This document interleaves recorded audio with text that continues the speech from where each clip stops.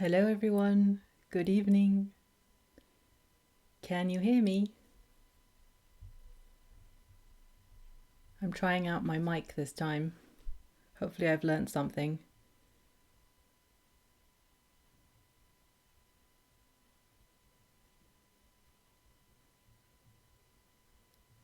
Hello, hello. Hello Lady Valentina, hello Scribestone, hello Stacy, hello April, hello Delaney, hello Maddie, hello Peggy, hello Cheryl. Can you guys hear me? Is the volume good?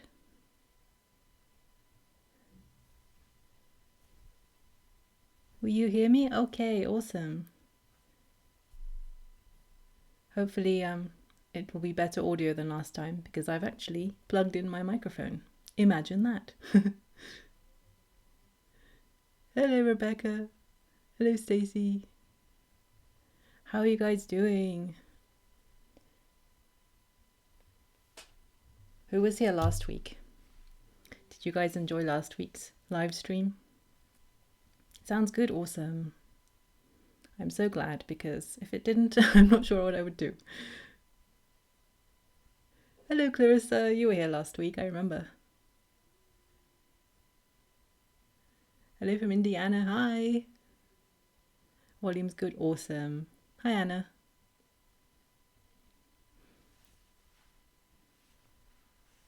We've got a couple of minutes, but I wanted to just check in and make sure that everything was working fine. First time here, Cheryl. Well, it's only my second time as well, so mind you, I did used to do this a long time back, but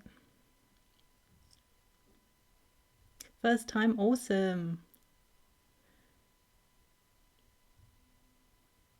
Well, it's going to be a bit different this time.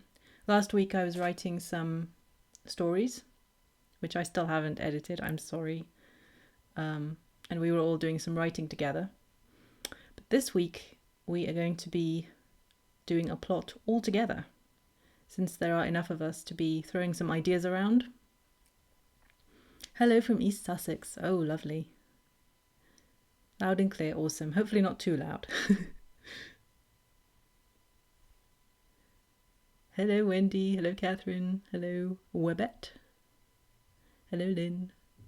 Hi Casey, hi Nancy. Hi Maddie. You followed the blog for years, but this is your first time live. Awesome. Honestly, I haven't done live for a while because my internet has just always been really rubbish wherever I've been. So fingers crossed it'll hold out. You've already folded your paper, awesome. Hello Teresa. Oh, nice to see you. Hello. Oh, you're in Florida, Teresa. Oh, lovely. Hi, Kayla. Hi, Jean-Louis. Hello, Natasha. Sorry if I'm missing some of you, but hello to everyone. Hi, Christy. Hi, Kristin. Hi, Roberta. From Scotland, from Germany, from Rhode Island. Wow. Normandy. Awesome. Portugal. Gosh. You guys are all over the place.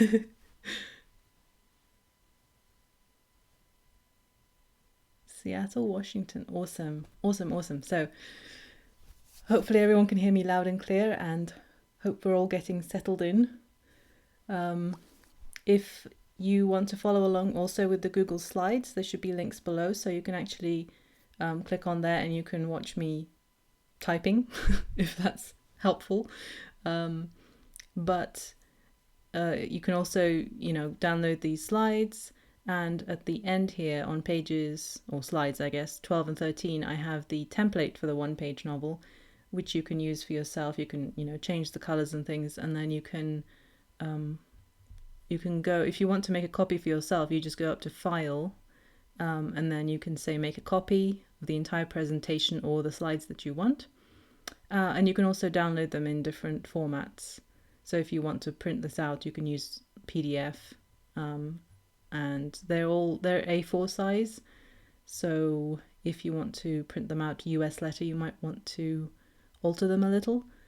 But, you know, there's always the option of just picking up a regular piece of paper with nothing on it and folding it into 8 rectangles and working from there. So if you haven't watched my previous demonstration for this, then after this live video, you might want to go and have a look at that, because that shows you how to do it on a piece of paper and also how to fold it together and magically transform it. No spoilers if you haven't seen it, but yeah. So, shall we get going? Is everyone ready? Oh, hello everyone. I don't know how many people we have on, but it should be plenty for throwing some scene ideas around, right?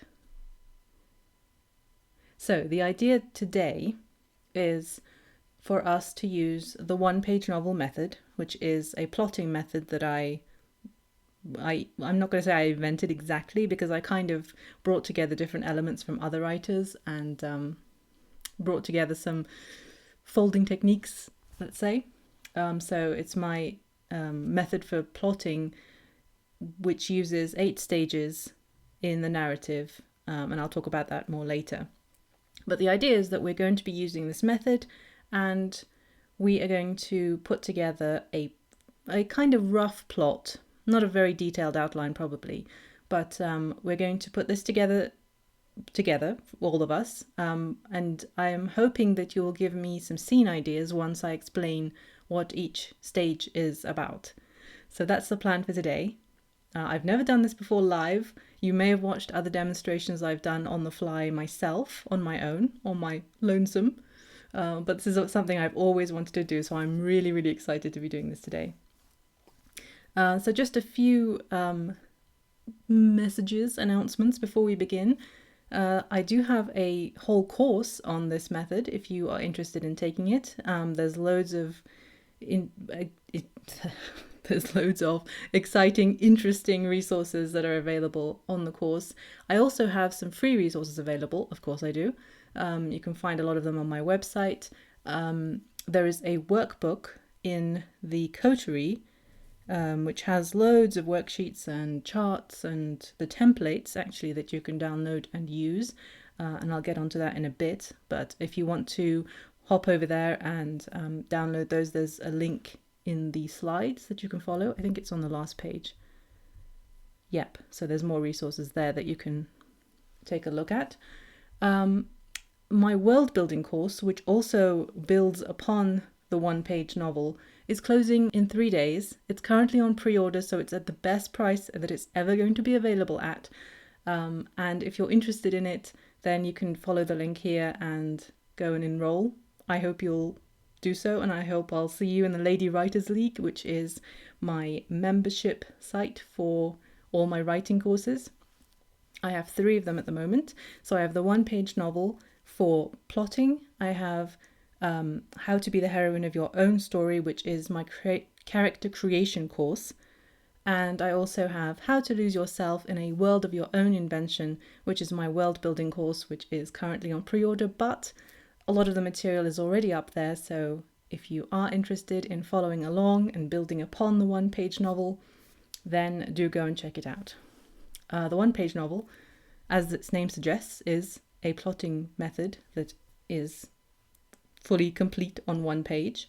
And both my character creation course and my world building course are also the same. So I really like having a big picture, and I like having it on just one page so that I can easily get like a cheat sheet of everything that's going on in the story. So that's kind of an introduction to my work and the courses that I've created so far. And that's what we're going to be learning more about today. So how does that sound? Does that sound exciting? How are we doing? Let me check the chat. Do all the classes revolve around the one-page novel format? Yes, Ro, they do. I really like the idea of them all building on top of each other. So you can take them separately, but they all use this idea of, we'll discuss the stasis and the resolution, so the beginning and the end of the story, and they're all kind of based around that structure. But I also try to kind of go more in depth with each one. I try to build upon the things that we've learnt in the previous one and that I've learnt in the previous one, because I'm always learning as well. So yeah, I hope that helps. And although it is called the Lady Writers League, gentlemen are very welcome. Okay, so if you're following along, I'm on the second slide now, and I want to begin by mentioning one of the most important aspects of the one-page novel method, which is that we plot out of story order. So if you think of the story order as the order in which you're going to be reading the story, so, from the beginning to the end, we're actually going to be plotting it in a different order. And the reason for this is that it allows us to see the relationships between these different stages. And the stages they are narrative divisions within the story, and they are kind of arbitrary. But the reason that I divide the story up in this way is that we can get a sense of the development of the character specifically, but also, the world or the story itself, through using these stages. So we understand how the sort of psychology of the character changes through looking at these different stages, and I'll describe what they're all about in a second. But so by plotting out of order, we are able to see the relationships between these, and it also helps us to come up with scenes and, I guess, the events that occur within the narrative, because you can see how how there are patterns within the story, and how the things that happen can repeat in different ways, or they can be inverted in different ways. And so plotting out of order helps us to get more of a kind of grounded structure in place. Whereas, if you were writing it in story order, one problem that I often had was that I would get to the middle of the story and then I wouldn't know what would happen next. And sometimes it can be fun to be in that position, but I often found myself running out of things for the character to do. And I don't think that's a problem you have if you have a solid understanding of story structure, because usually when you're writing, or nowadays when I'm writing, or even when I'm actually reading something or watching something on TV, I can kind of see the choices that the writer is making kind of lessening. Like as the story progresses, they have fewer and fewer choices that they can take, that the way the story ends. So I think that's kind of the biggest difference between when I was first starting out writing longer stories especially, and now, is that I have this idea of the greater structure, of the greater relationship between the beginning and the end of the story, and the things that happen in between, so that I understand the workings of the story rather than just the events that are occurring there. And I think things like the hero's journey, and archetypal story structures like that, they really help to gain an understanding not just of stories, but what's beneath the story, which is this kind of universal human condition. The idea that we all progress through the same sorts of things, in more or less the same order. The way we go from a certain state of being to another state of being, and the changes that occur as that change happens. I think that was a bit inarticulate, but I hope that makes sense. What are we thinking so far? Can we talk about conflict and conflict design, since that's supposed to be the engine of story? Yes, that will probably come into it. Is this going to be a magical setting? I don't know, actually, and that's the first question I would like to ask you is, what genre would you like to work in? Any suggestions for genre? it doesn't matter too much at the end of the day, because I think genre can be transcribed from one to the other. You know, the basic story can be changed to fit different genre, different settings. It's all kind of surface detail at the end of the day. But still, I think it would help if we had some idea of what genre we'd like to work in. So any suggestions?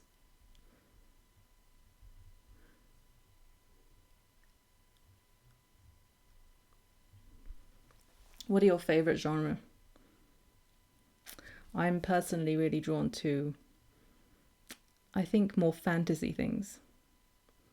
What do we have? Mystery, horror, mystery, fantasy, historical, thriller. We're having a bit of everything. And another thing we can do is we can have kind of one main genre, and then we can have some subplots within that. So what do we have? Lots of mystery, satire. That's an interesting one. I'm not very versed in that. Fantasy, romance, mystery, cozy mystery, mystery, thriller, horror, a lady detective, psychological thriller, romance in a magical setting, mystery, mystery, mystery. Wow. Okay, I'm seeing a lot of mystery. Romantic, suspense, science, fantasy or mythical. So I think maybe a romance subplot, because that's quite a common subplot, I would say, even in genre that don't necessarily include fantasy, include romance. Yeah, a lot of mystery, huh, Brooke? Paranormal romance, psychological thriller. Yeah, I'm seeing a lot of mystery. I think there's a lot of variation within mystery as well, though, right? I think we should go with something slightly upbeat, though. You know, I don't want to get too negative or too. I guess drama's all right, but maybe nothing too gory. Literary fiction, that's great. But that's almost a subversion of genre, really, isn't it? Mystery with a fairy tale vibe. That sounds like my vibe, Jessica. Contemporary. Okay, well, I think I'm seeing a lot of mystery. So let's go with mystery, and then what should we do? Should we throw in a bit of fantasy? Let's throw in a romance subplot, because I know romance is also very popular. A cozy mystery, Teresa. Yeah, I must admit I'm quite drawn to that. What else do we have? A fantastical setting with a romance subplot. Okay, well, something Shakespearean. Wow, I don't know if I can aspire to that. Okay, I think so. Let's go with a cozy mystery, shall we? If it gets a little darker, then so be it. But yeah, it's like a murder mystery. Yeah, I think that'll test our plotting ability as well. Can I put them in presentation mode? I won't, Lisa, because I will be editing them. That's how I plan to write the scenes in. But if you do want to see them closer, you can click the link below. Okay, so I'm thinking mystery with a romance subplot, a murder mystery with a romance subplot, and maybe if we feel like it, we can throw in something fantastical. You know, maybe we can make it a little bit magical realism. That's pretty much, I mean, that's an interesting hodgepodge, I guess, but okay, awesome, let's go. Let's start with our first stage. Oh yeah, did I mention that? So the story order is going to be, what you see on the right, and the plotting order is on the left, and that's what we're going to be commencing with.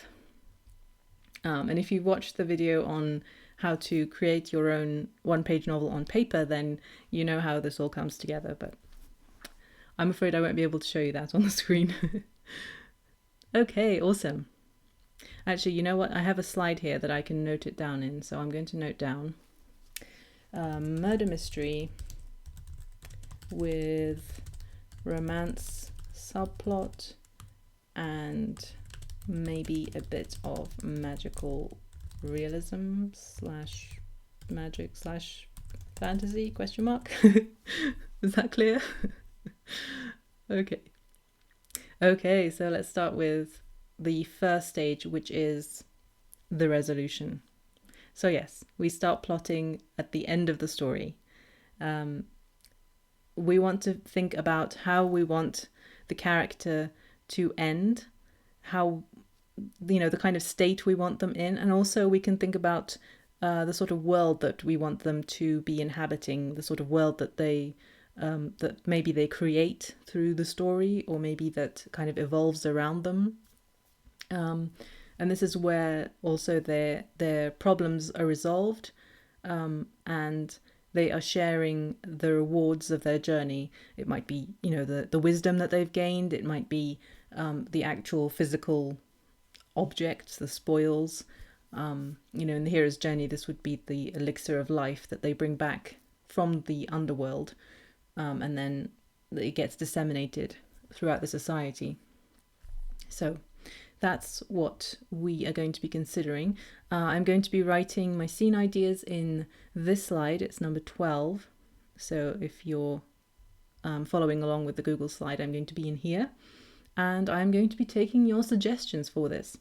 Now, for the resolution, if you've worked through this method before, I usually recommend that we come up with 2 or 3 resolution states. And what I mean by that are kind of things like wealthy, healthy, what else? You can have something slightly more abstract like colourful, or if it's a murder mystery, you would probably have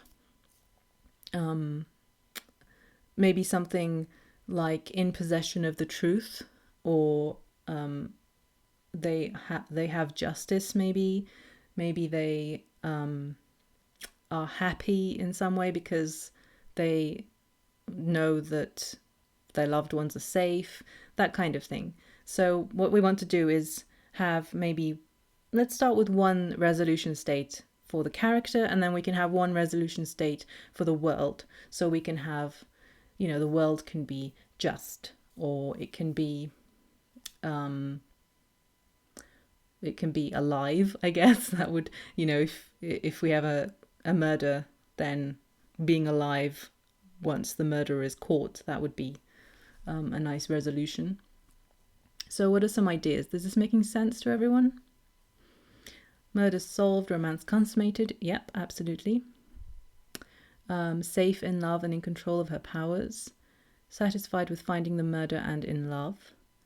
You're going to ruin your character for the resolution. See, yeah, that's another thing you can do. You can also have them, start out at a good place, and then at the end they're not in such a good place. But yeah, let's keep it upbeat. Alive but injured, yep. Romance-wise, I would like to see the protagonist going solo at the end. Okay, I mean, probably not very romantic for a lot of people, but I'm totally fine with that, personally. You're loving it? Awesome. Thanks, Pam. So, safe is a good one, I think. So should we say character states? And also, I would love some character name ideas as well, because I'm terrible at coming up with names. So let's have safe. The world could also be safe. I don't know if it really matters if we separate character and world at this point. Injured, yeah, we could do that.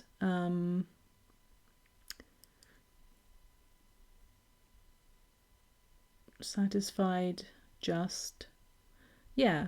So let's say safe and satisfied. We can always improve these later, or add a bit more nuance to these. So the world can be just. What else should we think about? Romance and magic. Do we want magic? If we had a world with magic, or a character with magic, then yeah, we said that they would be in control of their powers. So let's put that in control of powers. This is going to be a bit big, isn't it? Or maybe it's all right. Okay, so we can also put in some scene ideas, and let me just show you this. So this is in the one-page novel workbook, which you can find in the coterie, and this has a whole bunch of scene ideas that you can fill in and steal for your own story. You might also be familiar with the genre cheat sheets that I had in my other demonstration, and you can download those in the course if you're a member of the course. But I'm afraid they're not available anywhere else. I'm sorry, I keep getting requests for them, but I don't think it would be fair on my students to make them available elsewhere. So if you are interested in those are also available. But for the resolution, we have, for example, a scene that shows how name, so you'd fill in the character name there, has gained or accomplished their want, goal, or need. Or a scene that shows how name is resolution state. So we could say we would have a scene here that shows how the character is satisfied, safe, and in control of their powers. And we could have a scene that shows how the world is just. So, it's kind of vague at this point, but that's the kind of idea that you want to be fulfilling with when you're writing the end of your story. You need to be keeping this in mind if you want to have a good, solid structure to your story. What do we have? Oh, name suggestions. Excellent. Oh, how am I going to choose? I learned a new name this week, a lady called Gyro. Oh, interesting. Thanks, Anna. Oh, so many. Prudence, Talora, Ruby, Lydia. I will definitely be referring to this later when I need a character name for something. Imogen, I love that name. No magic? Oh, okay. Oh, and then yes, magic. Danica, Owen, Frank, Athena, Emmanuel. Maybe the protagonist if she ends up with a love interest, has a solemn celebration with them after everything they went through. That's a great point, Michelle. The resolution is a great place for that kind of celebration. If you think of, ceremonies at the end of Star Wars, where you have the award ceremony, or like a feast, something like that. Going down to the pub to celebrate a win. That kind of thing is just perfect in the resolution. And I think writers often, especially I know I used to do this when I was a rookie. I'm just kidding. It's really easy to kind of miss out the stage in a weird way, because often the conflict will be resolved in the previous stage, and then you kind of feel like you've wrapped everything up, and then you don't give the reader enough time to kind of absorb that. So sometimes not a lot happens in the resolution, because it's not really it's a stage where you kind of more feel into this new state rather than, anything new coming up, because this is kind of too late really for much new to come into the story. You could, but you really want to give the reader a sense of completion. You want them to feel like they have reached the end of the story, and you kind of want to give them a moment to just enjoy that, even if they're completely heartbroken by this point, or even if you're setting up another story, you just kind of want to, it's more of a pause really, at the end of the story, or kind of leading up to the beginning of the next one. So it can be easy to miss this out, but it is important, and that's why it's on this page. So I just wanted to mention that. But yeah, a celebration is a great idea actually. So let's say a scene in which, and let me choose a character name. And I have so many now. We'll try to work in a few of them. Who did we have first? We had Prudence. So how about we go with Prudence? Evangeline. I love that name. Yuki?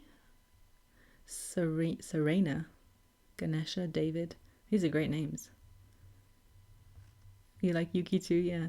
Am I saying that right? Is it Uki? Yuki? Okay, so I'm going to go with the first one I saw, which was Prudence. So a scene in which Prudence celebrates with her friends. We don't know who's going to be involved at this point, but that doesn't matter. We can come back to that later and change things. Okay, so awesome. So we've got one stage down. How are we feeling? Are we feeling good about this stage? Oh, so many good names. Liam, Gwendolyn, Orla. I really like that. So yeah, it might seem like we don't have a lot here. And it will kind of depend on the length of the story you're going for as well. So if you're going for like a novella, then you'd probably only need 2 or 3 scenes in each of the stages. If you're going for a longer novel, then 5 or 10 probably. And although I'm calling these scenes, it doesn't necessarily mean that each of these points will equate to a scene. You can have several scenes. You might even deal with several things in just a single scene. So I want to keep that in mind as well. I call them scenes, but they're probably more like beats in a sense. Yuki, I'm saying it right. Awesome. I love that name. Character forgiving someone who did them wrong and starting again. Yeah, so that would be a great way to set them up for the next story, right? And every stasis, every resolution is another stasis. So we'll get onto that right now. So we've done the resolution, and our next stage is then the stasis. And this is the beginning of the story. So we've plotted the end of the story, and then we do the beginning. And our job is really easy now because the stasis is just going to be the opposite of the resolution. Well, that's basically it. So if we start them off, or if we end them rather, as safe, satisfied, and in control, then we start them in the opposite state. So we can say they are unsafe or they're in danger. We can say that they're dissatisfied. And we can say that they are out of control. So it depends, if we want magic or not, we can choose that. And the world is unjust. So, if we're thinking of a murder mystery, then we're probably going to have a murder, but we might not actually know that yet, because probably the next stage will be a better place for that. But we can still have a sense that the world is unjust. And what this gives us, as you might have guessed, is a character arc. So we go from someone who is in danger to someone who is safe, from someone who's dissatisfied to someone who's satisfied, and someone who's out of control to someone who is in control. It's very simple. We can kind of heighten the drama by playing with those states. We can make, in danger, we can make it in fear of their lives. We can make it threatened by, some really dark and terrible powers. Dissatisfied is maybe a bit weak. We could say unhappy, miserable. You can go as low as you want for the stasis, and then as high as you want for the resolution, and that will give you an even greater character arc. So does that make sense? Is that exciting? Let me have a sip of water.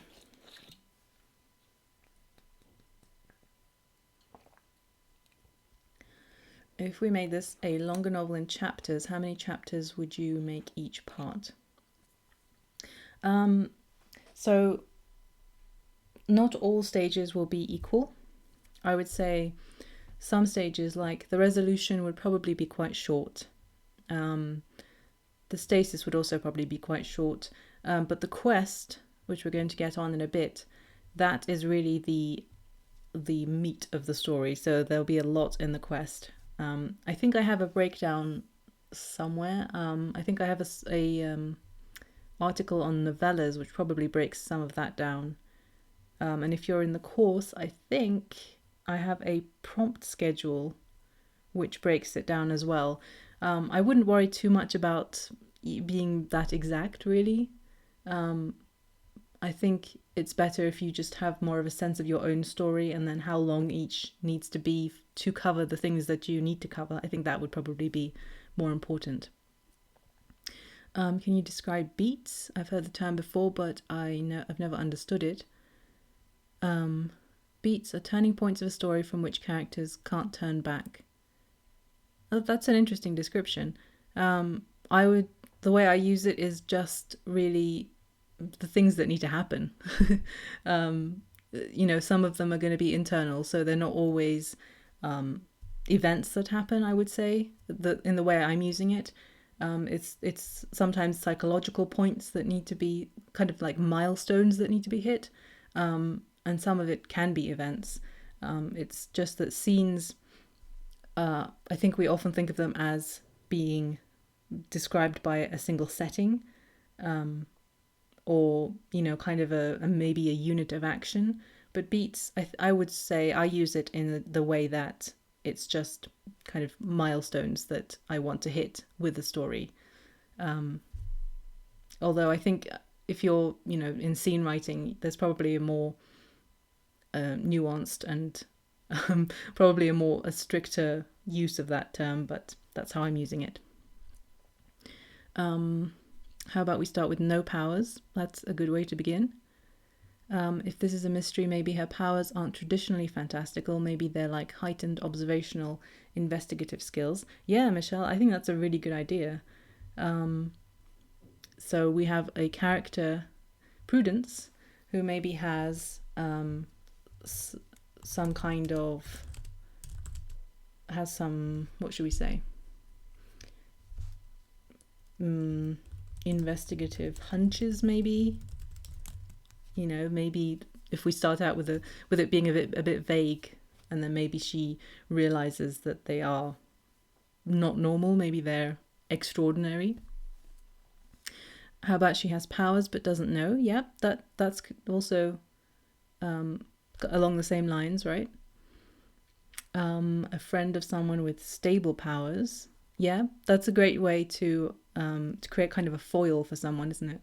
To have someone else who is their opposite, like Captain Kirk and Spock. Oh no, Megan, you went to the wrong live stream. Hi, it's so good to see you.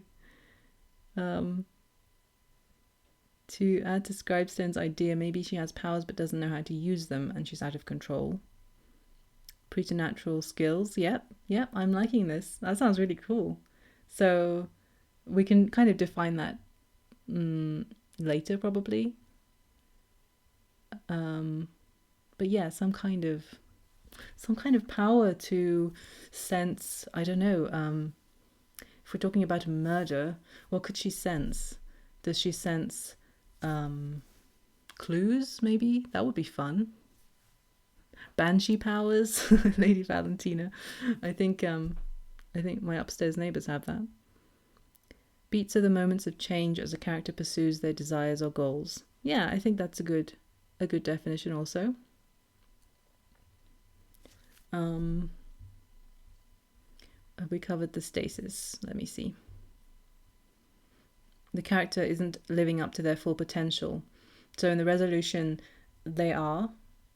But in the stasis, there's a sense that they do have this untapped potential, that there's just something missing in their lives, and they might not be aware of it. That's kind of an interesting point with the story, is that they might be living their lives completely unaware, just, happy or satisfied in their day-to-day lives, but just something, just niggling at them that it's not everything that they could be. Not that, every story has to have kind of character growth, but there's still a sense that even if something isn't missing in the character, that there's something in the world that might be missing or that needs to change, and this character is in the middle of it. What else do we have? She's naturally curious, precognitive. Oh yeah, so she sees the future, like. She could sense when someone's lying. That's useful. Fantastical elements. She can sense ghosts or guilt. Yeah, these are great ideas. Thoughts, superpowered intuition. Yeah. So we have a sense that Prudence is the investigator, right?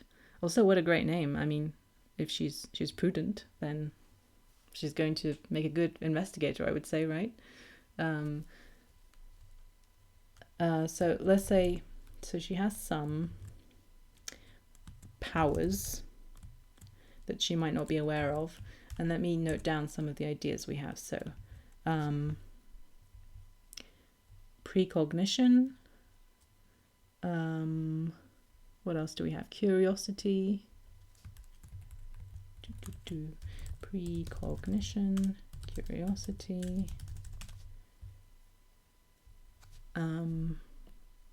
She can sense ghosts, guilt, sense ghosts, sense guilt. A sense of smell, sense thoughts, intuition. I need to make this font smaller. I'm out of space. There we go. Hopefully you can still read that. Oh my gosh, so many ideas. Senses something supernaturally evil. Okay, senses evil. If they're a detective, they could always be working and maybe losing their family or friends for it, or cases that drive them crazy. Yep. They could. Are they? Is she a detective? That's a good question. Touching items gives their history. She could be an empath. Yep. Gosh, so many ideas. I don't know if I have room for everything. Her powers only unlocked when she lets someone or a feeling in. What do you mean by letting it in, though? Or maybe she has different parts of the power, but has not yet put them together. Yeah, that's also an interesting idea. That she has everything, but that they haven't come together in a way. And that's something that, if you've heard of shadow working, I have a worksheet on it actually that kind of blew my mind. So look into that later when you have time. Lie sensing could cause relationship difficulties. That's a good point. We can use that later. Especially if she can't suss out what the lie is, just someone's lying. Yeah, that's a really good point, actually. Did I mention lying? Senses lies. Yeah. Or just lying, but not what the lie is. But not specific. I really like that idea, actually, because that would be infuriating, wouldn't it? That would be conflict all over. I like Aaron's idea of like a heightened empath. She can sense feelings of guilt, lies, etc. And she can't precisely place them. Yeah. I'm really liking that too, Michelle. Different part bringing in romance element. Does she have a price that she pays for using these gifts? Ooh, I don't know. I think, well, it depends if we're going cozy or not. When she trusts her surroundings. Did I mention empathy? Yeah, it's all kinds of I can't talk. It all kind of ties together, right? So that's a lot to work with, and that's really interesting. But yeah, like a few of you have said, I'm really liking this idea that she can sense lying, but not specifically what the lie is. So yeah, those are some great ideas to be working with. And now I think we should get on to the murder. What do you think? Are you guys enjoying this? This is so much fun. I love being able to do this with you guys. It's like having a whole bunch of muses in one place. And you can just read what they're saying instead of trying to interpret them. Muses, am I right? Okay. Awesome. So let's get on to the shift. This is the third stage that we're going to plot. And it's kind of, it's the midpoint between the stasis and the resolution. So it won't be in the middle of the story necessarily. In fact, it'll probably come later on in the story, towards the end, closer to the end. And it is the point where the character shifts from the stasis to the resolution. Often this shift will be like a mental shift. It'll be a paradigm shift. And it's kind of, sometimes it's a bit difficult to grasp it, or to really figure out what this shift would be. And often I find that it comes through writing the story. But I do think that it's really important to have an idea of when this takes place, because this is really, really essential to making the change that your character undergoes believable. If this is missing, it feels like the whole story is off. It feels like the character just never really quite clicked. Like it really feels like they're unrealistic, and that the things they're doing aren't believable, because they haven't gone through this change that would make them into this person who then behaves very differently. So we have someone, who's maybe going through a very drastic character change in a way. And if this mental shift isn't in place, then it's just not going to work. And I think often when I'm watching TV shows and things, I really feel like this stage gets missed out, or that it's not emphasized enough. And it's really, really important. But sometimes, especially like if you study stories that you love, especially novels, because novels, they're really long and they can be complicated, and they're not things that you can kind of look at and see the whole structure, because there are just so many things that happen in a novel. So if you really study one and you use this method, these 8 stages, to really study it, I think you'll discover things that you had no idea about, even in your favorite novels. And I had this when I did a case study of Northern Lights by Philip Pullman, which is one of my absolute favorite books. But I hadn't noticed this shift specifically. And I don't think that if I hadn't gone through and outlined the whole novel, I'm not sure that I would have guessed that this shift was what it was. And I think if you know Northern Lights, then I think for Lyra, this is when she has a moment where she realizes that she needs to choose between her father's side and her mother's side. And she realizes that she wants to be on her father's side. That's the sort of mental decision that you need to make in order to be able to then get to the resolution. So I guess one way you can do that is to really have the character be aware of the stasis and the resolution. But often until the shift, they're not really aware of the resolution that they want to reach. They sometimes have, a goal in mind, but it's not, it's the old case of like, you don't always get what you want, but you might get what you need. So the resolution is often what the character needs rather than what they want. And so often until the shift, they won't have a very clear idea of what that is. But it's also often the stage where they will go from being reactive to being proactive.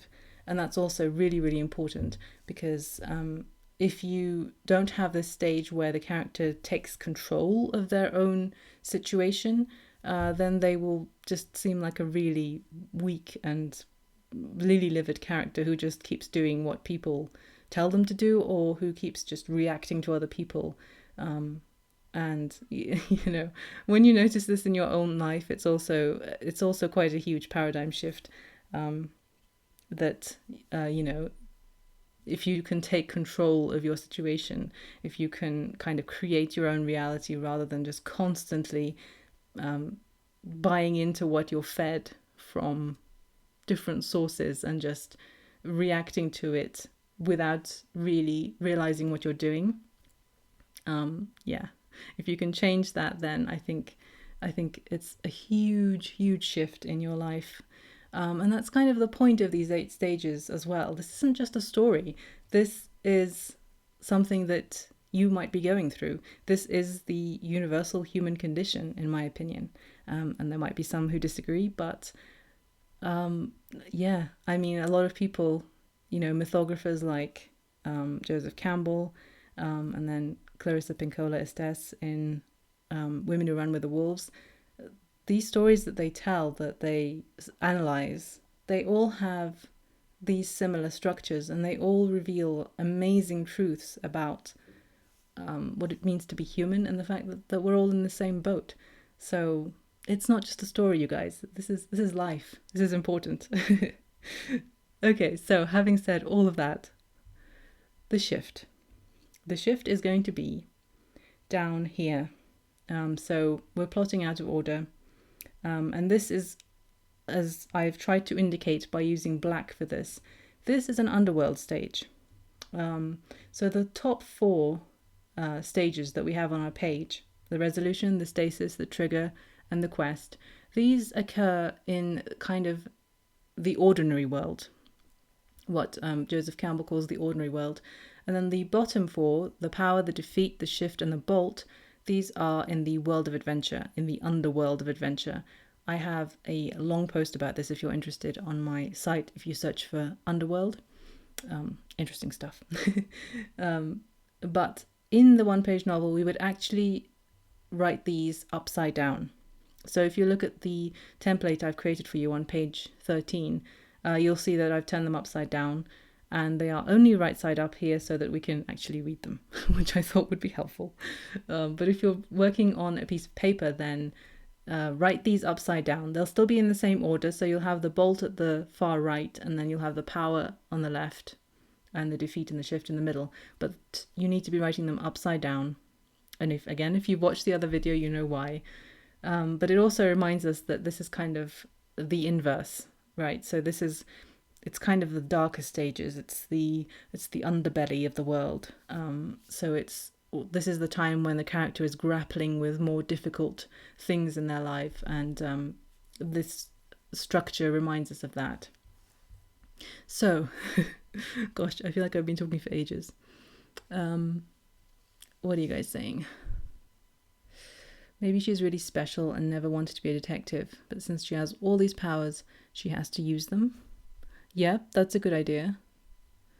If the screen is blurry, Judy, you might need to reload.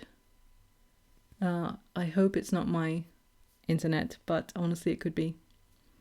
How about she's able to see time phases where a timeline is broken, like murder, but she's unable to differentiate between reality and what she sees.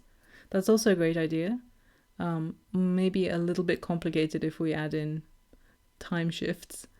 It zaps her strength. She gets tired after using her powers until she learns how to use them properly. Yeah, that's a good idea, John. Yeah. Challenges with open communication. Yeah, that's a good point, because everyone lies, right? There are lots of little white lies that we tell that if Prudence can sense those, then she's going to be confused. Oh, I'm glad you guys are enjoying it. Yay. I'm having fun too. Let's see.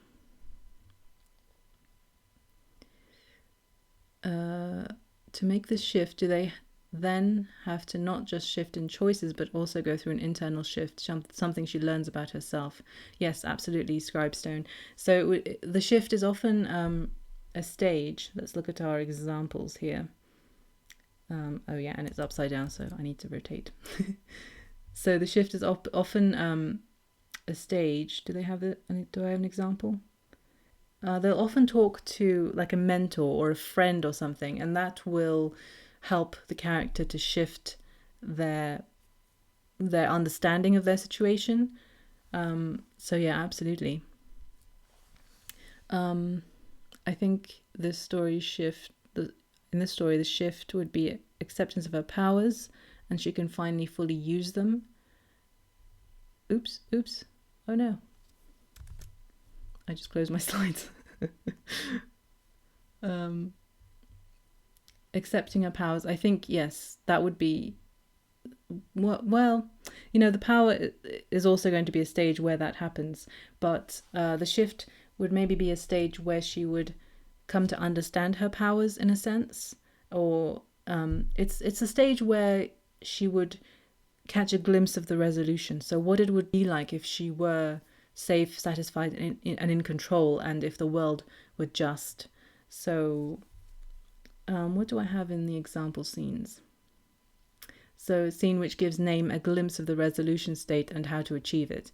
Yeah. A scene in which the character understands the true nature of the loss or sacrifice. Okay, so we haven't talked about that, so we can't mention that. The quest. A scene in which name discovers a way to bring the world to the resolution state. Yeah, so if we have a character who is seeking justice for the world, or who wants to make the world just, then this, in a murder mystery, would often be the stage where the character understood who the murderer was, where they got not where they got the last clue, because I think that would be the power, but definitely where they got an inkling of who the murderer might be. And the paradigm shift is often a really important thing in murder mysteries, right? Because you need to have some kind of change in your perspective, in your point of view, that would allow you to maybe see a clue in a new light. That would be something important. Does this shift need to be sudden, or is it better the story works towards the shift and then takes the turn from there? Which do you prefer? Does it need to be sudden? I would say it's probably better if it feels natural. Sometimes it can be very surprising, I think. It can be something that is held back. It can be, a major change in perspective that also changes the reader's perspective and makes them kind of mind blown. But it can also be a very natural thing. And often you kind of want to keep that surprise factor for the power. So for even later on in the story. So yeah, it kind of depends on the story, on what you're trying to achieve, and on the dramatic feeling that you want to give as well, because that's often a huge part of the way you're organizing things, right? That you want to create maximum impact with whatever you're doing. Maybe she's being held back from getting involved in the mystery, but she's now deciding to get involved anywhere. Also starts to understand her powers. Yeah, that's possible. Yeah, so I like that idea, actually. So something is holding her back, and she realizes what it is, or who it is, realizes what's been holding her back from the mystery, or from unfolding the murder. If you have time to discuss later, have you heard of the story circle plot embryo, and if you have, what do you think of it? I've heard of it, but I haven't looked into it, Jessica, sorry. I do have a long post on my site with different plot structures though, so you can have a look at that. And I also have, it's like a cheat sheet with a lot of them broken down into a page and the back of a page. So if you want to download that, that's also quite helpful. Prue's sister is in danger of being charged for her boyfriend's murder. No one believes she's innocent except Prue, so she has to use her powers to save her sister. That's also interesting, Anna, that she is not only the one investigating the murder, but she is being blamed for it. Oh no, not her, but her sister, yeah. So, yeah, the shift probably wouldn't be the stage at which we would mention that, but let's keep that in mind, and we can put that in the next stage that we plot. Please don't give her all those powers. No, I wouldn't. Those are just ideas. That would be a lot of power. Am I using Scrivener? No, I'm in Google Slides. If anyone's joining in late, you can find the link for Google Slides below this video, and you can also follow along there. There's always the trope of where she's a suspect in the murder and has to clear her name. Yeah, Roe. Yeah, I like that idea too. What else do we have? How about, oops, jumped. How about the victim being someone she's close to, and that's when she finally is motivated to use her powers to solve the mystery. Maybe the victim was a mentor. Yeah, that's a great idea, Jessica. So yeah, I think we'd better mention that in the next stage, which isn't the next stage in the story order, but it's, we're going to backtrack a little bit. If there's a price she has to pay for her powers, maybe she has to choose between solving a case or her own life. Sanity, yeah, that's a good point. So she has a choice to make. Prue has to choose between maybe saving her life or solving the murder, something like that. A difficult choice anyway would be a good thing to happen in the shift. A shift could be Prudence begins to have faith in their powers, whereas they may have blocked awareness, acknowledgement of the powers before, and that she actually is interested in using it for good. Yeah, Frank, that's a good idea. The fact that the shift is going to be more about awareness, whereas the power is going to be more about harnessing that power, right? So Prue becomes aware of her powers, or her ability maybe to harness that power. Or maybe, as we were saying before, that she's bringing the different aspects of her power all together so that she understands it's all part of some greater whole. What else have we got? Loss of sanity idea. Then she becomes an unreliable narrator. Yeah, that's a great idea. So the shift, the murderer gets away despite her efforts, or she finds out she was wrong about the culprit. That's also a good idea, yeah, that she has been suspecting the wrong person.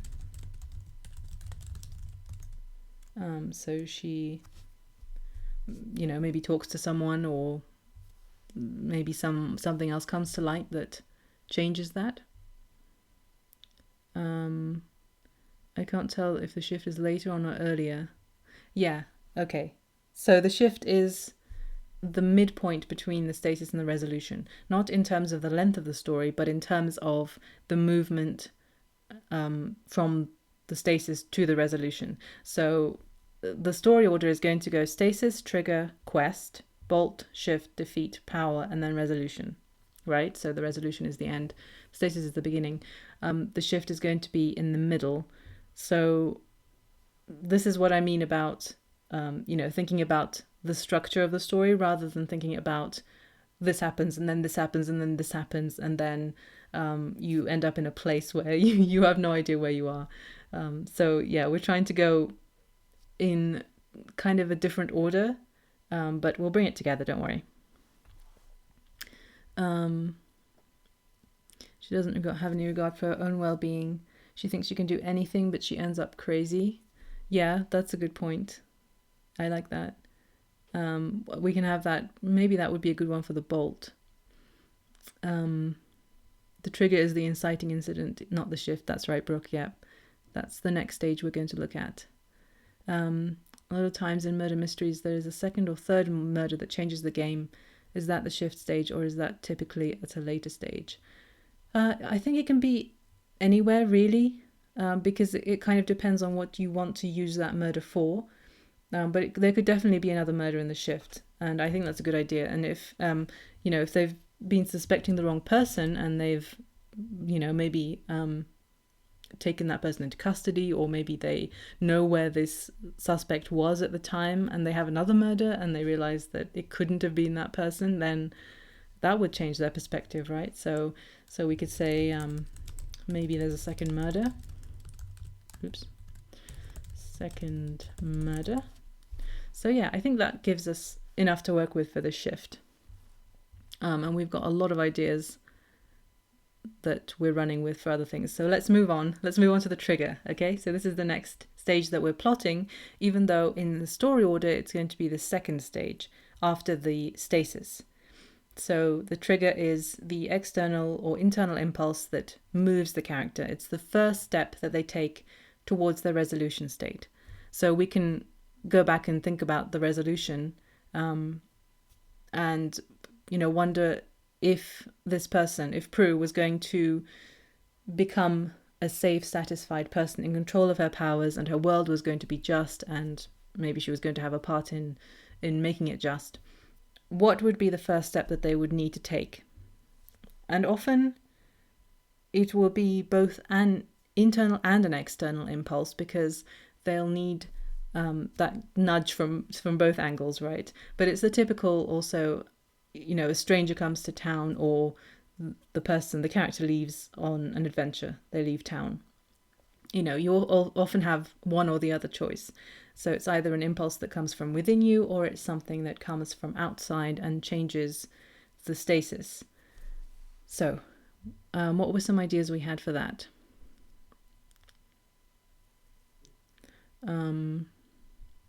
The first murder would be the obvious one in a murder mystery, and maybe her power kicks off. Oh, the murder could trigger her powers. Yeah, that's a good idea. If it's a very personal murder. So who's murdered though? Is it her sister, or... Oh no, her sister was a suspect, we were saying. So who is the murder victim? Let's say a murder triggers Prue's powers. So I'm going to go with sensing lying, right? So she can sense lying, but how does she sense it? Does she get like a tingling in her fingers or something? And also, how does she realize it? Maybe she realizes it in the shift, maybe she isn't aware of it. But I think she probably should become aware of it a bit earlier, because that would be a lot of the story that she'd be without it then.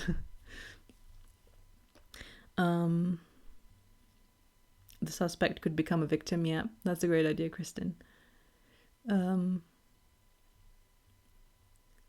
Lady Valentina, you want to recap? Okay. Well, what should we say? So we have the stasis is the beginning of the story, right? So that's where the character is usually going to start at a low point, and then we want to move them from that low point to the resolution, which is the end of the story, so that they have a wide character arc. But we begin plotting with the resolution so that we know where the story is headed. We have an idea of where we want them to go. You can start with the stasis as well. It doesn't really matter.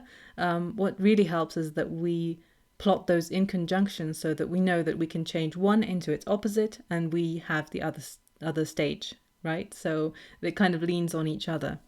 And then the shift is just the midpoint between those two. So what is going to shift a character from being in danger to being safe? What is going to shift them from being dissatisfied to being satisfied, from being in control from being out of control to in control? And that's the tricky part, I must admit. And it also depends on the kind of story you want to tell. It depends on your characters. But it's going to be a stage where the internal is going to usually be more important. You also want to put the external things in order as well. So you want to give them a sense of what the resolution could look like. You want them to be able to imagine maybe that they end up in a world that is just, a world where the murderer is caught, where they're happy, where everyone feels safe. Even if they don't know how to reach it at that point, you want them to have a sense of what they finally need. So that's kind of the big shift that they need to undergo. But that's the midpoint. So that comes a lot later. So where the story starts is with a stasis, and then that is, so that's the world with the unfulfilled potential. And then the trigger is like the first thing that begins to move them out of that world. And then after the trigger, we're going to have the quest, which then is a kind of transitional state that moves them like deeper and deeper into this mystery, into the murders. Okay, but more ideas for the trigger. Oh, why is that held? There we go. Her neighbor is murdered. Okay, did I miss one? Like a buzzing that can increase in intensity the more she uses it.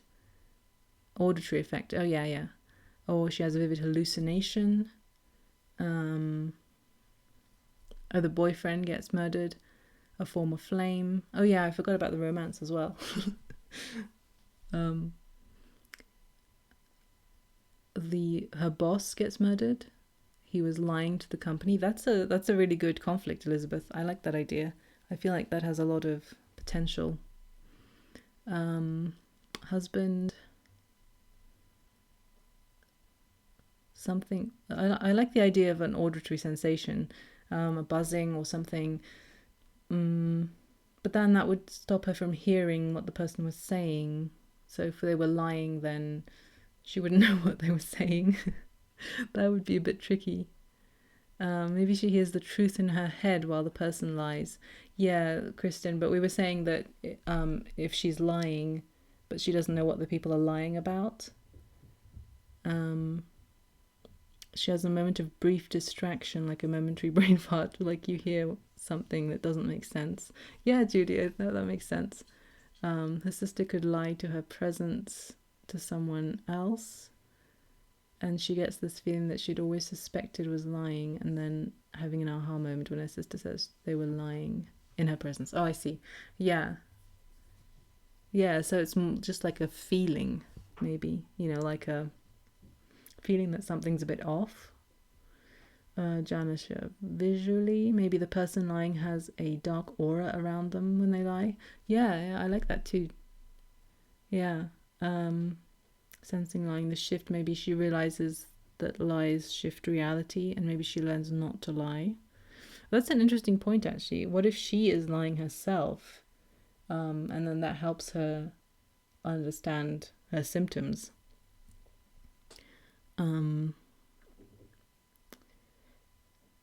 Meeting or establishing the love interest. Yeah, that's a good point, Delaney. Yeah, that would also happen in the trigger often. So Prue meets a potential love interest, maybe. Maybe there's someone who's also investigating the crime. Maybe they're actually the police or someone. But yeah, we don't have to actually establish precisely what her powers are or how they're manifesting. And the mentor being murdered. That's also another idea. I like the idea of her boss lying, and even if her boss isn't murdered, maybe it helps her figure out that she's sensitive to lies. I don't know what job is she doing though. What's her work? The love interest does also something that unsettles her and makes her realize that she's attracted to him. That's a possibility. Or maybe he is someone who is very truthful. Someone very truthful. Even painfully truthful. What else do we have? Maybe she doesn't like the love interest at first because they get in the way of the investigation. A rivalry could solve it. Yeah, that would be also interesting. A rival or someone getting in her way as she's investigating.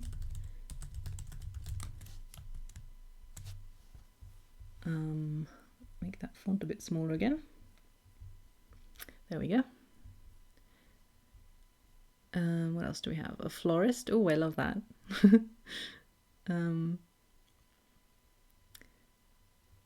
Prue meets a new love interest who ends up the killer. She gets the win of solving the crime but loses the love. Aw, Judy, I don't know, that's kind of sad. Especially if she knows when people are lying. That's going to be really difficult to pull off. She could work in marketing. Love an investigative duo that falls in love. I know, Delaney, me too. Oh, I've missed loads up here. Maybe the boss mentor was a romantic interest too, making it more complicated. She investigates it. Maybe she turns out to be alive later, and the murder in the shift stage is a real murder. Oh yeah, I see. That's a good idea, Jessica. What was I thinking?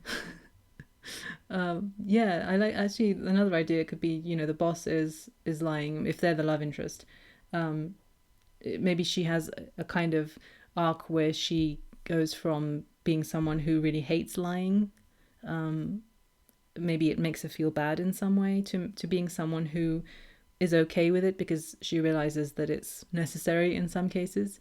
Maybe she even has to lie to save her own life.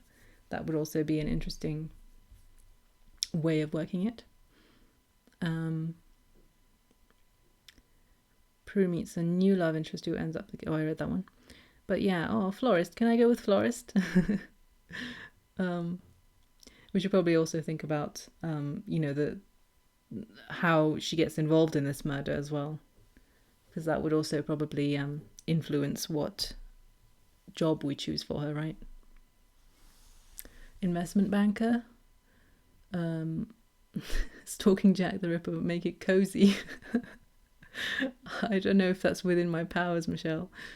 Can this method of one-page plotting work for subplots also? Should you plot the main plot alongside your subplots at the same time? Brooke, I don't think it actually matters. You can definitely use it for subplots as well. I would plot them with exactly the same stages, but you can kind of syncopate it. So if you want to, if you have a kind of a slow moment in your main plot and you want to move like an important stage in the subplot to kind of coincide with that, you could do that. So I think it's useful to have the subplots go through the same stages as well, but they don't have to do it at the same time. And one thing you can do as well, if you have like two characters that you're following and you want to build the relationship between them, you can have them hitting important stages at the same time.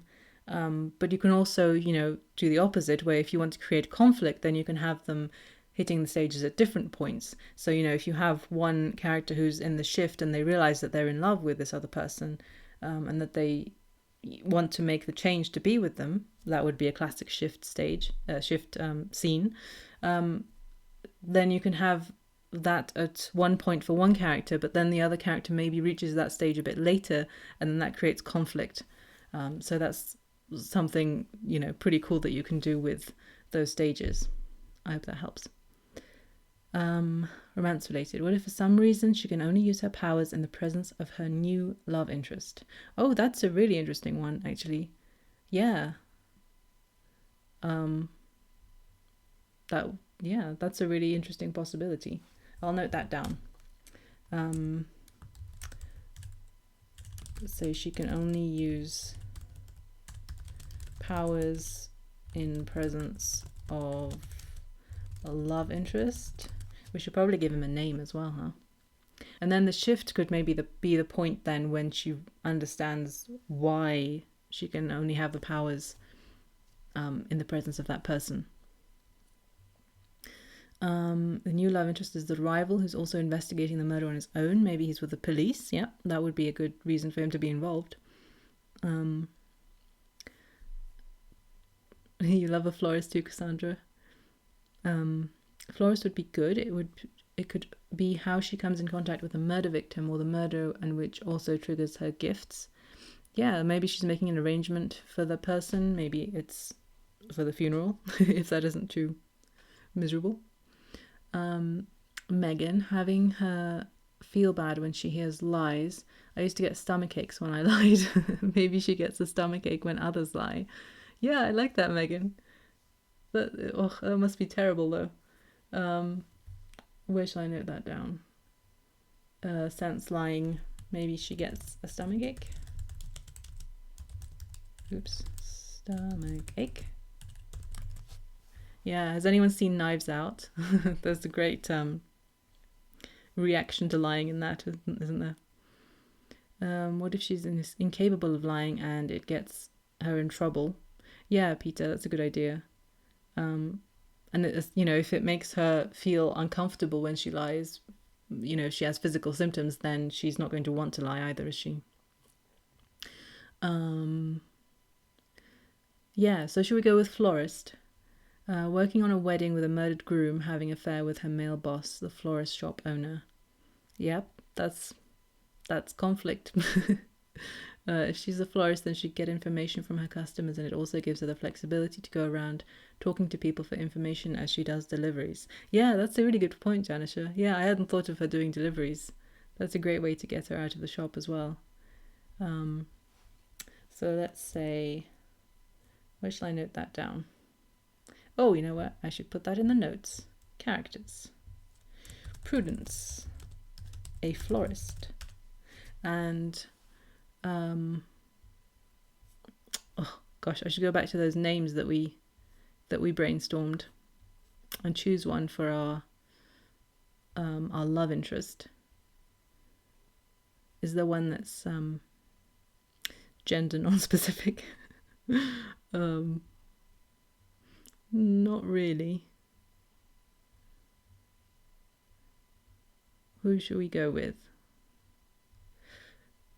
Oh, so many. Emmanuel. Frank. Should be someone I can remember.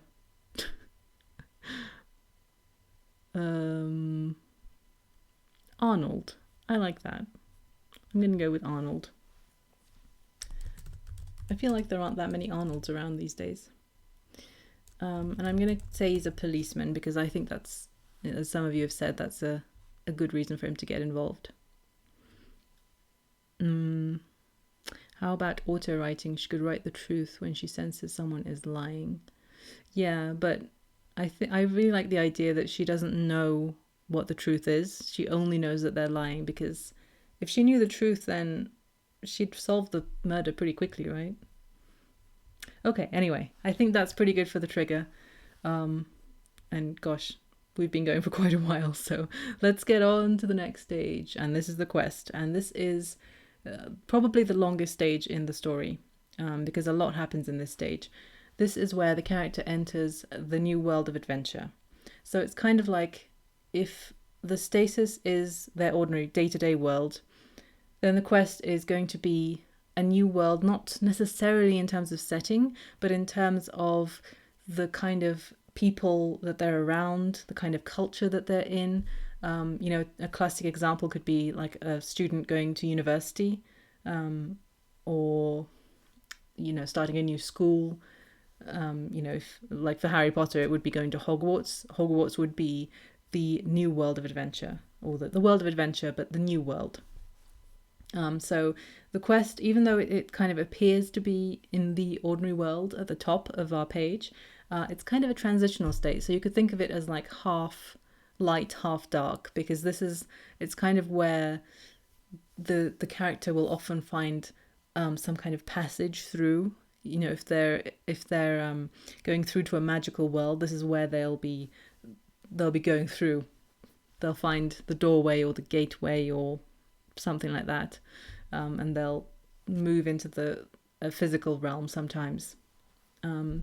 They'll meet mentors or allies. They'll meet the new people who often are already inhabiting that new world, and together they will make a plan to solve a problem that the trigger created. So if we have a murder, then that's pretty much a big problem, and often the characters will collaborate on this problem, but they'll usually collaborate on kind of a small and sometimes like an insignificant part of this problem. So they'll sometimes have like a kind of mini quest where they'll be like, well, we need this component, so we're going to get together and, we're going to split up and you guys are going to do this and we're going to get this and we're going to put it together and things. But this isn't a stage that will get them to the resolution. We're still a long way from the resolution in terms of the story. But this is, the purpose of the plan is to put some components in place, but also for them to become more engaged in this new world, to learn the rules of this new world. Often the new world will have different laws governing it than the ordinary world has. So if, we're talking about a magical world, often the ordinary world or the world where the character lives their day-to-day life will be non-magical, as it is in Harry Potter. And, if you have something that isn't magical, then you would have a kind of subculture maybe that's very different to the way the character usually lives their life. And the idea of the quest is that they become more and more immersed in this. And in a way, they might begin to be assimilated into this culture. They might begin to feel like they're part of it.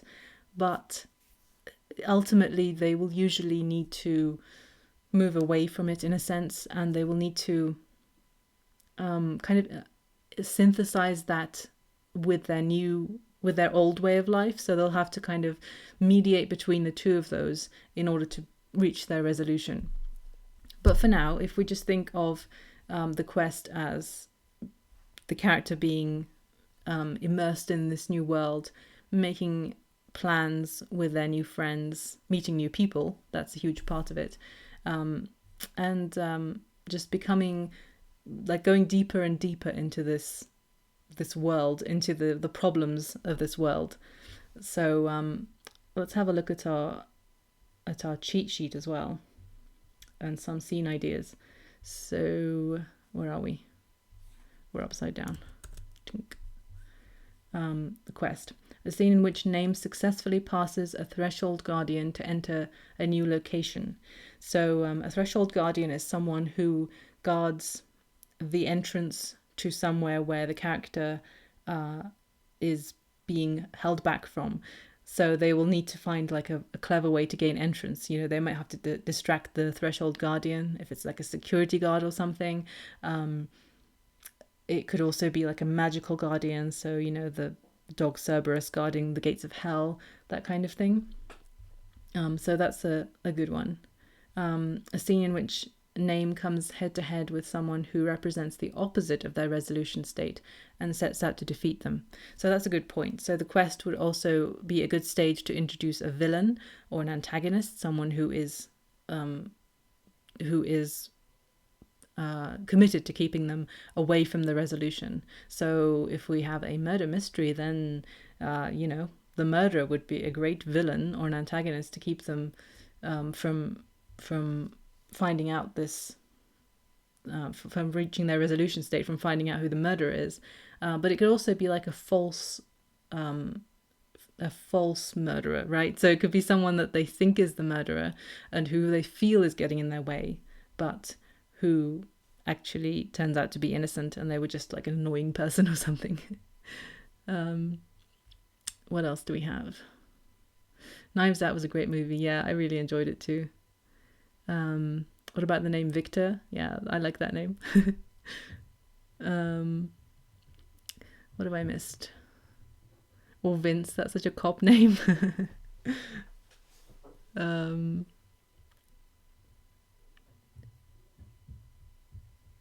What else do we have? She could be doing a flower arranging class and the murder happens with a poisonous plant.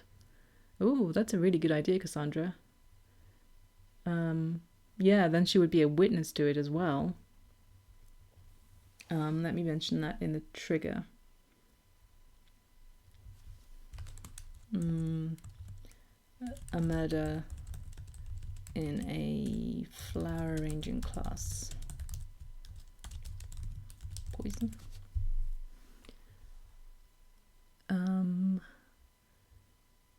Maybe she's a florist that specializes in funerals. That's another great idea. Maybe someone anonymous asks to deliver flowers with weird, threatening notes. Yep. That would be a good mystery. You can kind of also, depending on the length that you want to go to, the length of the story that you want to write, you can have, several murders and tie them all together in some way as well. Or they can be separate murderers. That would be confusing. What else do we have? She could auto-write lies, lies, lies over and over again. That would be socially awkward. Or a line from a poem that revolves around lying. Yeah. In a month or so, there will be a host of new novels on Kindle with florist protagonists. I hope so, Cassandra. I really hope we have that effect on the world, because I would be up for that. In a cozy mystery novel, will the part where the character moves to a small town be in the trigger or quest stage? It really depends. It depends why they're moving. It depends what you want to do with it. If it's a result of the story, then it would be near the end.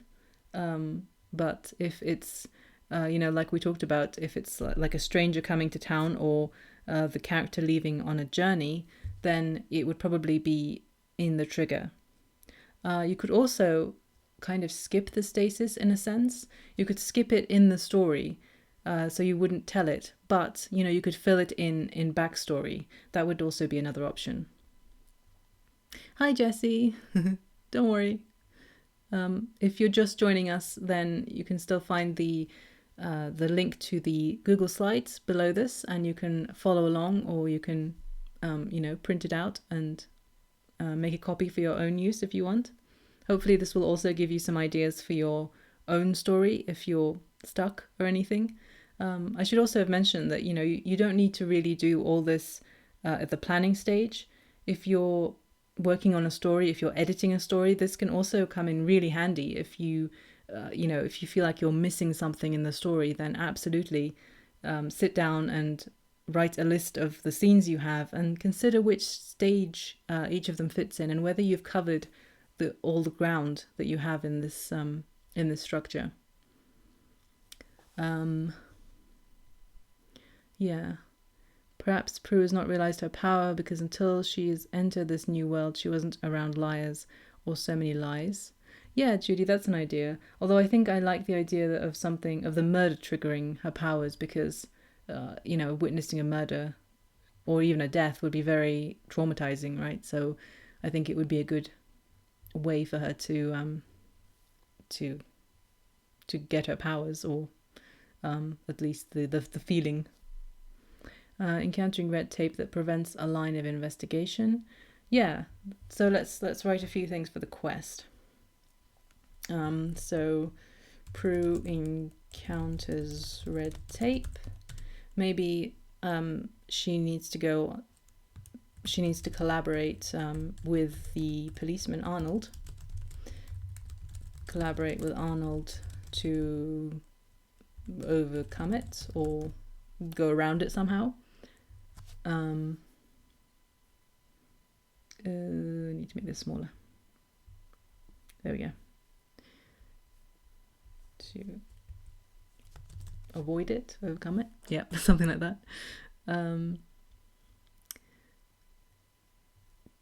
What else do we have? Vince traces the murder back to Prudence's shop. Maybe she sells specific flowers. Yeah, that's a good idea. Yeah, I'm not sure how to work that in, but I like the idea of her, of them realizing that it's her because she's selling these particular flowers. Maybe something rare and exotic. What if it's a serial killer and there's the pressure of stopping him before the next murder? Yeah, that's a great idea actually, because if you have a ticking clock of that sort where you really need to solve this quickly, then that adds a lot of suspense and forward motion to the plot. Her indicator could be a certain scent of a flower when somebody lies. Oh, that's a really interesting one, Kristen. I do like that. I'll note it down as a possibility. The scent of a particular flower, and maybe there's some kind of backstory to that where she she associates that scent with some particular incident in her past, where someone was lying to her at that time or something. Yeah, that's a great idea. What else do we have? Now, can you use this template for shorter pieces like a short story? Yeah, absolutely, Ro. Yeah, definitely. It doesn't matter the length of the story. If you're writing something that you feel would benefit from some kind of structure, then absolutely go for it. You would just brainstorm fewer scene or beat ideas. Oh yeah, Arnold. Maybe Prue can only access her powers in front of her love interest because he's wearing a special type of flower. Oh, I love that idea, Jessie. Yeah. Gosh, anything with flowers, I'm game. um, so maybe she would. Yeah, we can have kind of like a quest, a mini quest. Maybe someone. She needs someone to do a favor for her. Someone to do her a favor so that for some kind of information regarding the murder. And she needs to procure a flower for them in return. A flower for them in return. That would be a kind of a classic mini quest. That's kind of my term for it. But it's when something, you have like a little retrieval quest where you have to get something for someone so that they give you something in return. It's a really simple scene idea that you can use to develop the world as well, and also some of the characters. So that's always a good one. What else do we have? A scene in which Name asks a mentor for advice. So we can invent a mentor figure for her. What about Vince? Maybe she knows someone called another policeman named Vince. Another policeman. Oops. Gives her advice. So we can build up this mentor figure that, later on we can have something tragic happen to for dramatic purposes. A scene in which Name makes a plan or has a plan thrust on them. They're not entirely convinced, but it's the best plan they've got. Okay, so this could be, in a murder mystery, a classic plan would be the plan to uncover the murder. So it could be something like baiting the murderer with another murder, another opportunity for murder. It could be baiting them with some information, saying, oh, we have this clue, and let's see if we can get them to reveal themselves in some way. So let's also say that Prue meets other people, maybe from the police department, since she's kind of making friends with Arnold, who's a possible love interest, from the police. And then together they make a plan to bait the murderer. Something like that. Does that make sense? If he's the murderer, is there another old love interest she never valued before? Yep, Cassandra, that's always a good foil. Well, not a foil, but a opportunity for conflict, right? An old love interest. And that's another thing that we can do in the quest, is to introduce a shape-shifting character. So introduce a shapeshifter, an old love interest, maybe. So a shapeshifter, in case you haven't heard the term before, is a character who appears to be one thing but turns out to be another. So that will be a good one to reveal in the bolt in a bit. Maybe Vince is corrupt. Vince could be an uncle. Yeah, all great ideas to incorporate him. Maybe she knew her before she met Arnold. It gives her more reasons to be related to the police, right, and to talk to them. Maybe the person she asks for a favor has the same powers, and he can be her mentor, but he's wearing a magic cancelling flower. That's a nice, interesting idea as well. So there are some flowers that bring out their powers, and there are some that block them. In the language of flowers, white chrysanthemums represent truth and loyalty, and white calla lilies mean something to do with honesty and purity. If we're looking for a flower for Arnold. Oh, that's a great idea, Delaney. Yeah, I love that. White chrysanthemums or white calla lilies. Yeah, I love that. I don't know if I have room to note this down. White, oh my gosh, chrysanthemums or calla lilies. Oops. Yeah, oh, I love the language of flowers. The shapeshifter could be another florist she works with. Yeah, that's a great idea. So like a rival florist, maybe.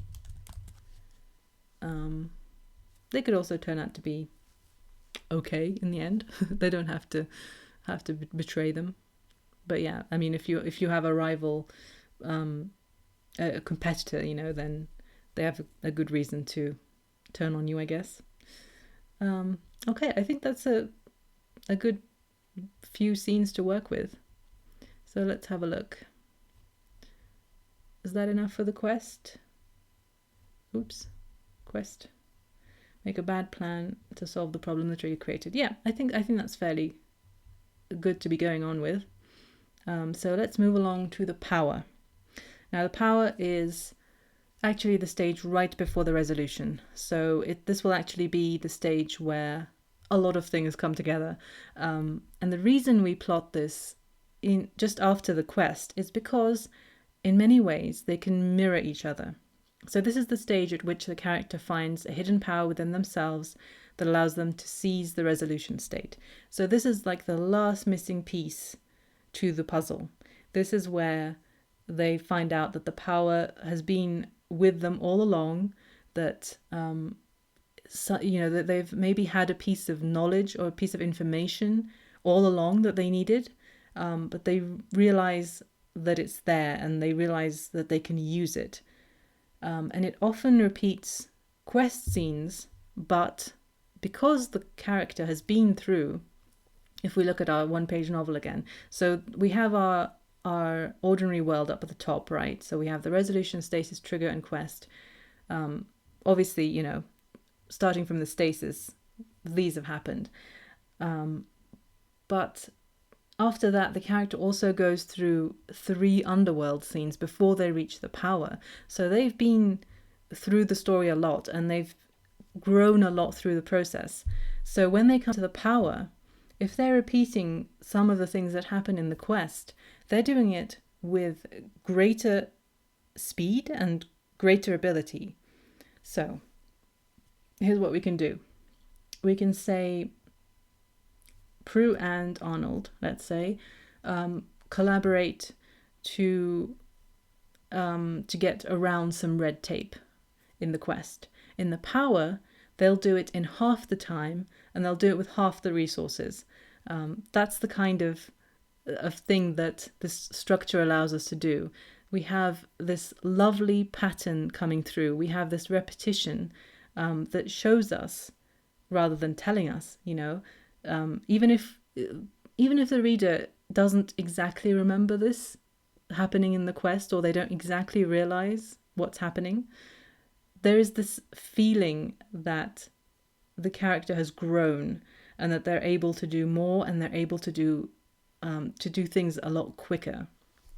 So it's and when you're plotting, this is so simple because you're basically just repeating the same scenes, and you know, probably best not to repeat every single one, but if you do repeat some of the key scenes and you show how the character has grown, then I think you have a lovely mirroring and it really adds a lot of depth to your plot, and it makes your life easier, which is, let's be honest, that's the most important part. So let's have Prue and Arnold overcome red tape, but faster and easier, because they are now like super characters who've been through this story. So let's make that a bit smaller. Okay. What else did we have? She meets other people. They make this plan to bait the murderer. So that is a really important part of the quest, and it's going to be an important part of probably their like developing relationship. So if we repeat that in the power, but again we make them do it quicker with fewer resources, then I think that's going to be a good one. So they bait the murderer, and maybe this time it's the actual murderer rather than the previous suspect that was revealed in the shift not to be the actual murderer. And they bait them, and this time they actually uncover the murderer, right? So I didn't write that very well, did I? They bait the murderer, they uncover the real murderer. And of course this is going to be where that happens, right? So they might, before they do that, they might also discover the final clue or the last piece of the puzzle. They might bring the clues together so that it all coheres and that they understand finally what's been missing, what the mystery was. They basically uncover the mystery. And what else did we have here? The shapeshifter, we'll deal with that later. Oh yeah, and she needs to procure a flower. So we could also repeat that as well. So what does she do? Retrieves a flower. Retrieves a flower, but again, quicker and with fewer resources. So, if you wanted to do that, you would just put them in a real difficult situation. So you would say this time she is trapped in some warehouse, or she is tied up or something, and she still manages to get her flower. That's the kind of extra challenge that you can put your characters under once they've been through all these 7 stages of the story. So how does that sound? Is this making sense? Are you guys still with me? Let's see.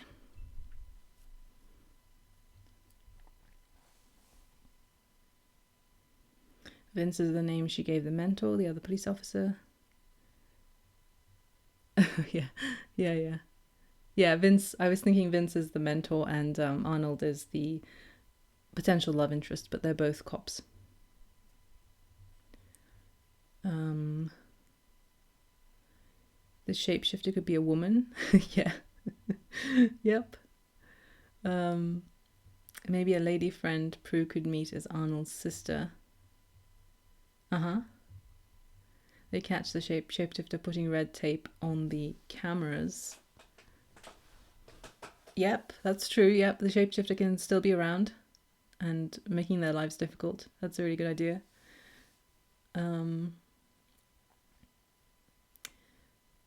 You guys like the idea of Prue meeting Arnold's sister? Prue asks for help or advice from a potential ally. Yeah, that's a really good one, Tiffany. That could also be part of the shift, where the character realizes that they can't do this alone, that they need help. I think one trope that I see a lot recently is, the main character will try to go it alone, and then they'll realize that their friends are there for them, and that they're stronger together. So yeah, that could work in the shift, I would say. Yeah, you guys are liking it? Awesome. Someone who has the same powers as her. Yeah, that would be interesting. Also weird. Yeah. Awesome. I'm really liking this. This is a cool story. Let's think of some potential title ideas as well, you guys, so we can refer to it later. Okay. So I think that's the power, right? Is that clear? And the only stages we have left now are the bolt and the defeat, and these are kind of the more of the dramatic parts of the whole structure. So what we have until now is really the essence of everything we need. But the bolt and the defeat are also useful, especially when you're writing a kind of a longer story. So the bolt. This is the stage at which the quest plan goes inevitably wrong. We mentioned that the quest plan was a bad one. It wasn't really going to be good enough to carry them through to the resolution, and this is the bolt from the blue, where the quest plan just falls apart. Often it'll be a distraction, a diversion, or a surprise attack. So, there might be an ambush. The shapeshifter that we created in the quest, she could come in handy, or he. They would often reveal their true colors here. There'll be maybe a great betrayal, something like that. They'll realize that this shapeshifter was working for the enemy, or for the antagonist or something like that. So the shapeshifter, it shows their true colors, maybe. Their true colors. So if they're the competitor or the rival, then they will maybe do something that puts Prue's business in danger, something like that. Maybe they'll pull some strings with the boss if he's still around. Prudence and prejudice, I love that. Nice one, Megan. Flower power. Power of friendship. There's 100 of us here building a story together. Yeah. Awesome, Jessica. I had no idea there were 100 people. I could absolutely see some kind of language of flower power cozy mystery series. By the rules of cozy mysteries, the title should be some kind of flower pun. You're so right, Delaney. I love that idea. Gosh, I would absolutely read that.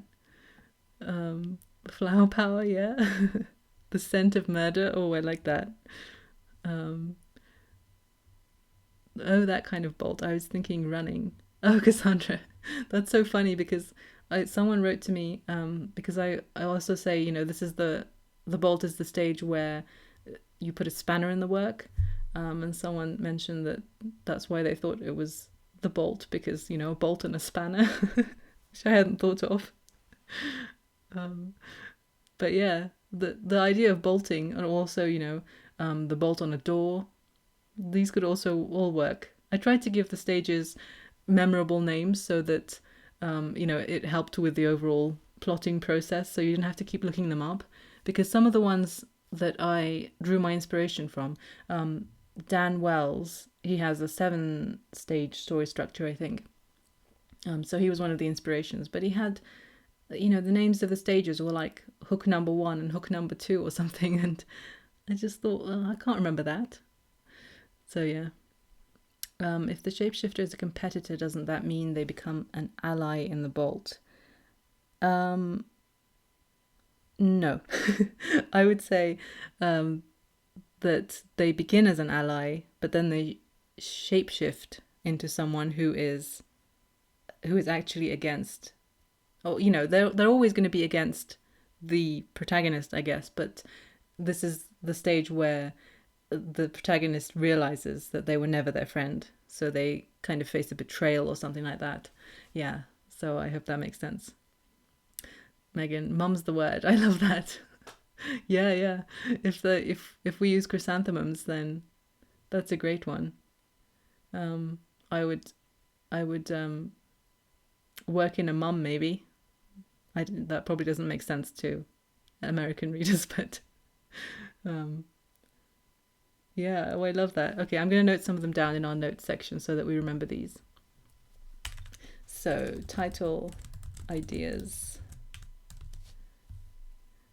Let me go back in. Flower power, prudence and prejudice. Prudence and prejudice. What else do we have? A power of friendship. Have I missed any? The scent of murder. Scent of murder.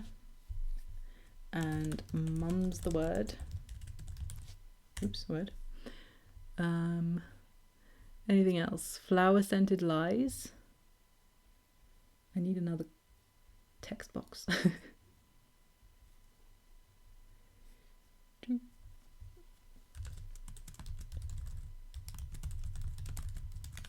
Yeah, that makes sense. It makes sense. Flower power works, but implies a kind of comedic sense to me. So a light-hearted mystery. Yeah, I agree, Peggy. It does sound quite light-hearted. Scented magic. The shapeshifter is a cockatoo that's always been in her shop. do you mean like it literally shifts shape into a person? Because that would definitely work depending on what kind of magic system we're working with.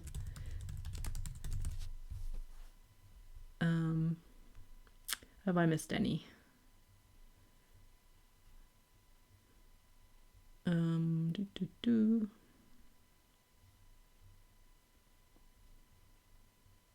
Nectar's bitter. Oh, interesting. White lilies. Wow, that's a good one.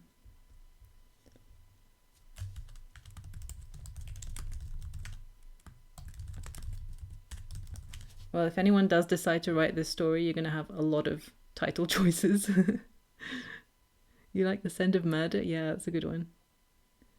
Lilies and lies. Okay, that's really good, Megan. I love that one. I think that might be my favorite. Okay, awesome. Well, that's enough to be getting on with, right? So where were we?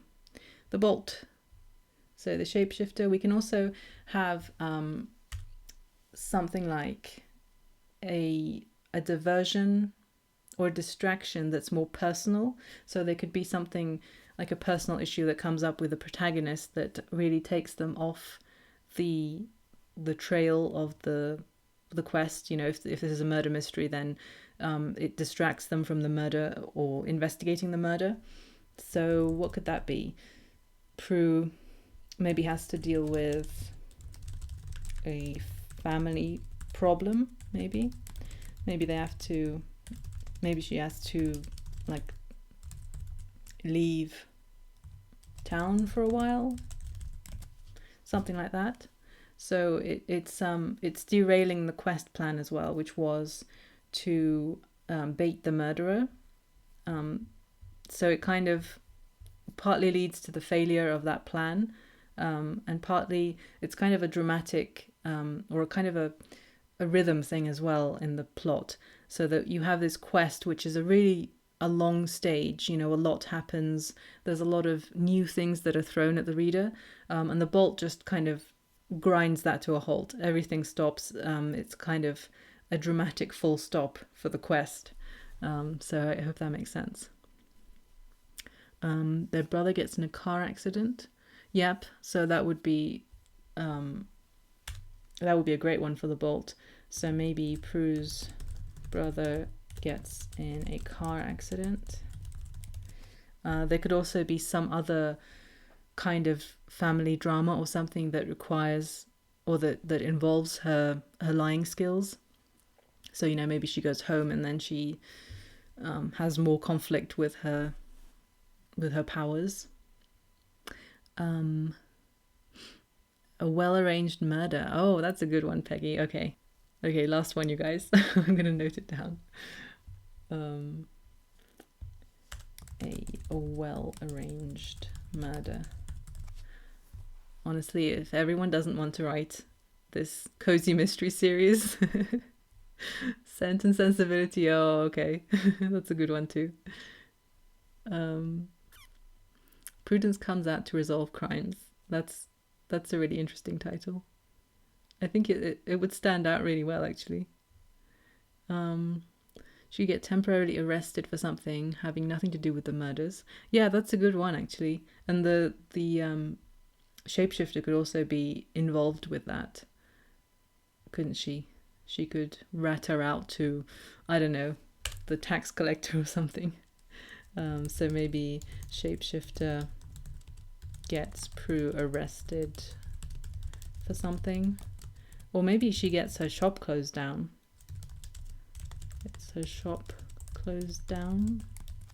Or you know what, that could be Yeah, actually, that could be a good one for the defeat. I'm going to sneakily save it for the defeat. So let's get on to the defeat now. Wow, we've been on here for like 2 hours. Is that right? Oh my goodness, time flies. Okay, last stage, everyone. Last stage.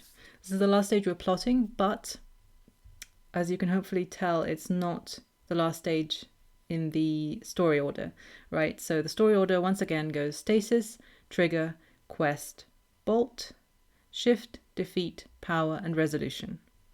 But our plotting order is going resolution, stasis, and then the midpoint, the shift, and then we do the trigger, the quest, and then the power, and then the bolt, and then finally the defeat. And it's kind of, bit of a negative note to end on, but this is actually more like the victory that the character steals from the jaws of defeat. Okay, so everything does seem to be lost. All hope seems to be lost. Everything, the murderer has escaped. Maybe they don't even know who the murderer is. Their last suspect is gone. The flower shop is closed down. Everything is terrible. Maybe they've had a row with Arnold. Prue and Arnold have rowed, and everything is off. they're just miserable and at home or something. Or it could also be that the murderer has got the better of them. Maybe they're like on the verge of being killed themselves by this person. It could also be that the mentor, and this is why I involved Vince in this as well. So it could be that Vince is killed by the murderer. Yeah, so that would be just awful. And this is the defeat. Everything bad happens. Everything bad that could happen happens in the defeat. But at the same time, it's not all bad, because even though the character makes the ultimate sacrifice, so if they have a mentor figure and that mentor figure dies, it is for a reason. And that reason is that mentor figure was someone who was keeping them from the resolution state in some way.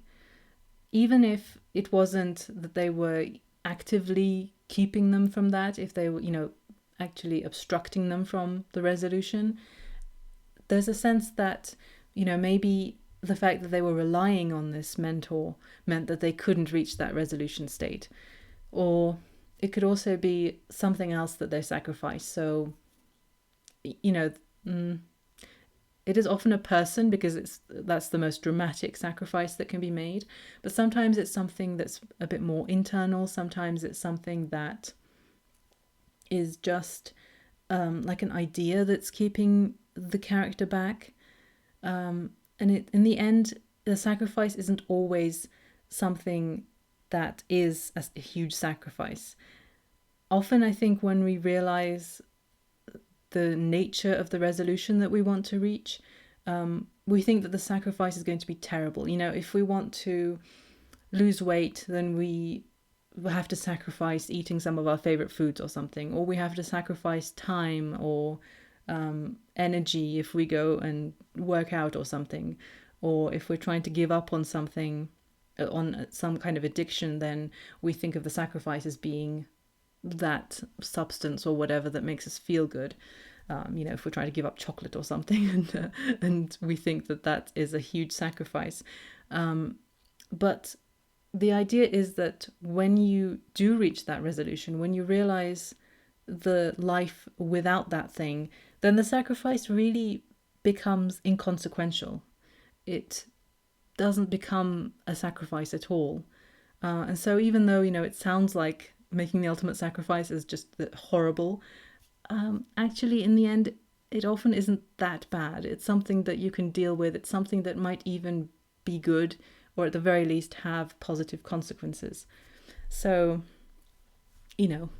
obviously your mentor being killed is terrible, and only in the context of the story is it going to be good. But, nevertheless, it helps us see the good in the bad things that happen, right? So that's the defeat, the ultimate sacrifice. All hope is lost. it's a chance to put the character in some terrible danger. It's a chance to throw everything at them that is going to make their lives a misery, but then to just pluck them out of that state and put them in the power, which is just, oh, it's just the best. It's like it's hope on the horizon. It's Gandalf appearing with his army. It's just that resolution of the suspense, of the misery. Just it all pays off in the end. So does that make sense? That was our last stage. So do we have any other misery that we want to throw at Prue? Maybe her shop gets closed down, Vince is killed. Let's say Prue and maybe even Arnold are threatened by the murderer, possibly. And maybe Vince comes in to save them and then he gets killed or something. What do we think of that? You're loving this process? Awesome, Anna. I'm so glad. Maybe the villain tries to test her powers and endangers her family. Yeah, absolutely. The family being part of it is going to make it bad as well. And we could also use that to tie it in with the Bolt when, she has to go and deal with family issues. So maybe her family comes under fire, figuratively or literally. Arnold loses his job. Yeah, that's a really good one. Is if he's been up to, slightly illegal stuff to help her. Maybe he loses his job and then he can't really help her as well. Shouldn't the derailment be linked to a flaw, like she's been taking her meds and needs an op, or she's an alcoholic and needs to go into rehab? The derailment, so the Bolt, it could be something like that. Yeah. If it's something where, if she's an alcoholic and she realizes she needs to go into rehab, that would be a classic shift scene. So it's, coming to terms with something and realizing that she has to go from being reactive, so, drinking when she needs a drink, to being proactive, which is, doing something else with her life. So, yeah. Since she and Arnold work together, they could make a wrong decision and he could be suspended and she could lose her shop, or someone they care about gets hurt, or, yeah, absolutely. Yeah, all of those are just perfect for the defeat. Her home catches fire, yep. Her special flowers are extinct. Oh, wow, that's a really good one, Lady Valentina. Yeah, maybe someone destroys her stock of, let's see, someone destroys her stock of magical flowers, maybe. Shock horror. Or they go extinct, which would be even worse. Maybe she thinks she has the last specimens of this particular flower, but then maybe in the power or actually that would be a good resolution scene as well, that maybe Arnold comes in bearing a little seedling of this plant. How cute would that be? If Arnold dies, that wouldn't be romantic. That would not be romantic, no. But Vince can die, he's expendable. Just a mentor. Sorry, I'm clearly joking. Obviously, it depends on how dark you want to make this story as well, But yeah, so that's the defeat, and that is our story. Those are all our story ideas, all our title ideas, our two main characters. Wow. Did you guys enjoy this? Have you got any ideas for your own story? Has it clarified anything for you? Because I really, really hope so. The point of this was to have fun, obviously, and to build the story together. But if you got some ideas for your own story and if, something clicked for you, then yes. The murderer burns down her shop and her flowers are lost inside. Yeah, Jessica, that would be a defeat. Um, yeah. Sorry, Megan. I was just joking. Vince, but mentor figures. It's kind of what they're there for, right? um, it's been helpful. Thanks for spending the time with us. Oh, thank you. Thank you, everyone. Awesome, awesome. I'm so glad we enjoyed this. I can't believe that we've been on here for 2 hours. Time flies when you're plotting your story. Is anyone going to write this? Yeah, great story. Thanks, Cassandra. I've been inspired to write my own murder mystery. Awesome, Michelle. I already have a flower shop centered series in mind, and this gave me so many ideas. So cool, Megan. Awesome. I can't wait to read it. Oh, thanks, everyone.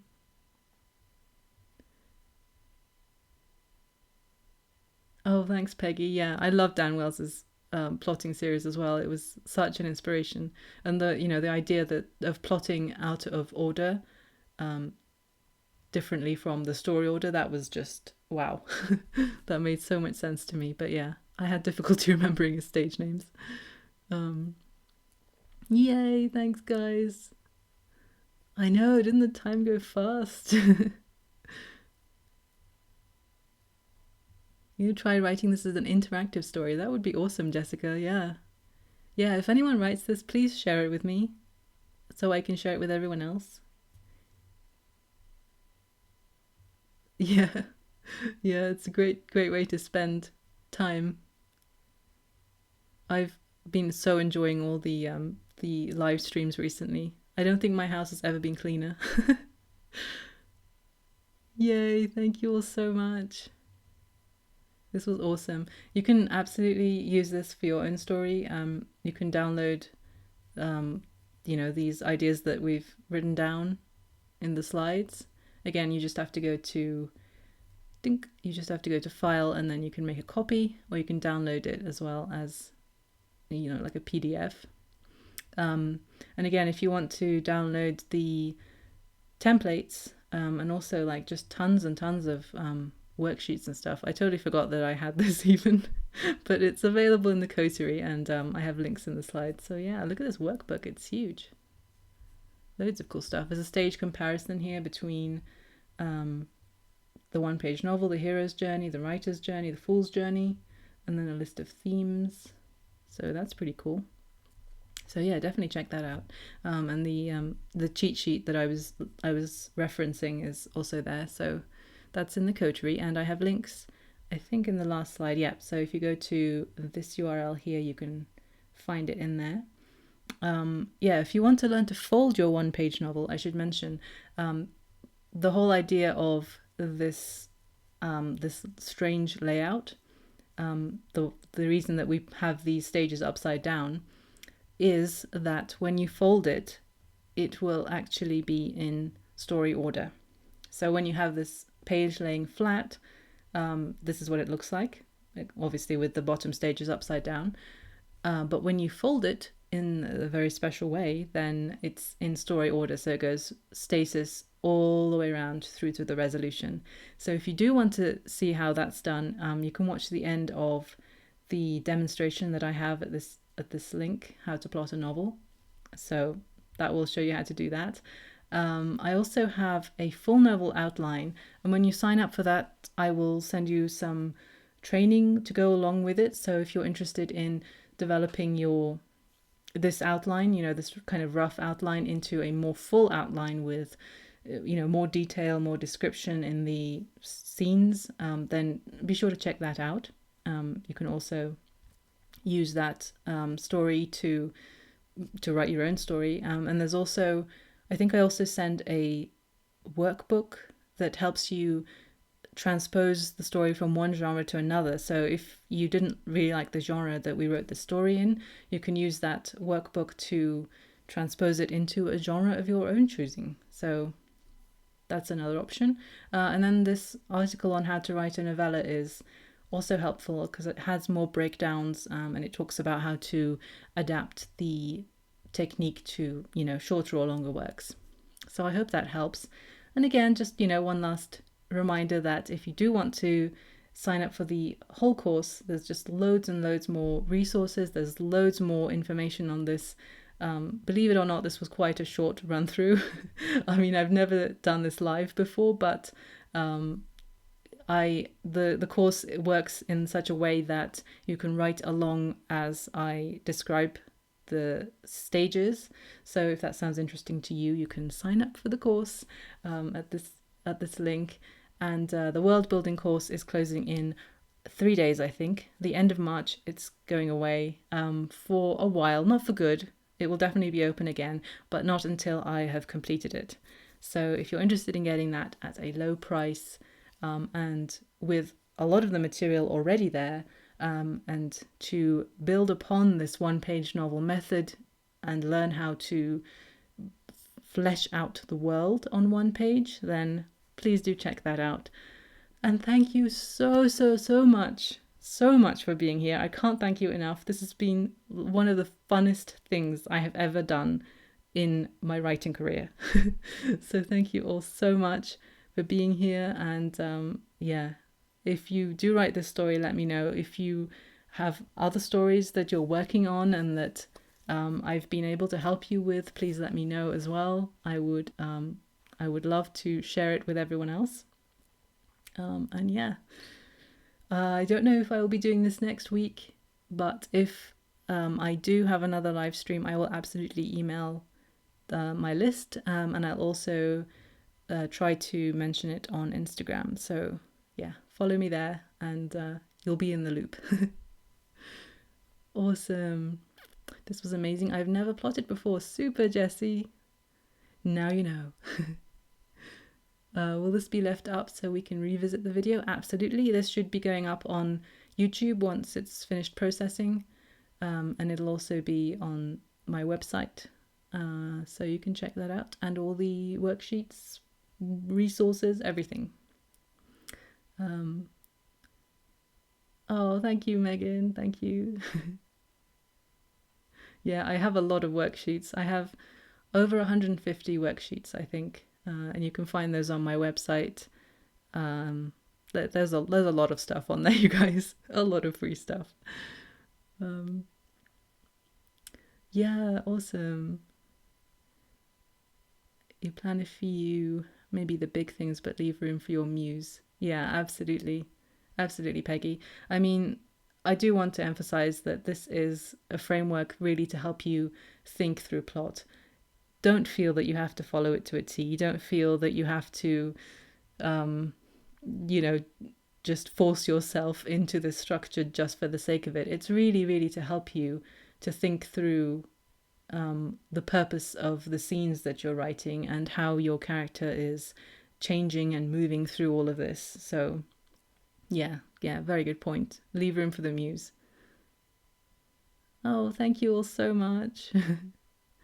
Maybe do a light plotting and outlining, leaving out details to figure out when you're drafting. Yeah, absolutely. Definitely. I in all honesty, these days I tend to just sit down and start writing. And I usually do an outline or, like a rough outline like we've done here, probably more in the later stages. Maybe, once I have more of a feel for the story and the characters, or even when I'm editing, in all honesty. Sometimes I don't do it until I'm editing and I need some help to figure things out. So those are all options. Even after you've finished the first draft, you can still come back and do this. It really helps. It's a great way to remind yourself quickly of what you were doing as well. So, it's like a quick cheat sheet to your story. And if you're doing like a series, that can be very helpful. Yeah, I've never heard of Babes in the Basement either, Megan, but that's a really good one. Nice one, Peggy. You've come up with more solid story ideas since you started using this method. Wow, that's awesome, Jessica. I'm so glad to hear it. This was fun, yay! Yeah, I wish you all the best with everyone's stories. Stephen King's Boys in the Basement. Oh, awesome. I haven't read any Stephen King. Ooh, is that bad?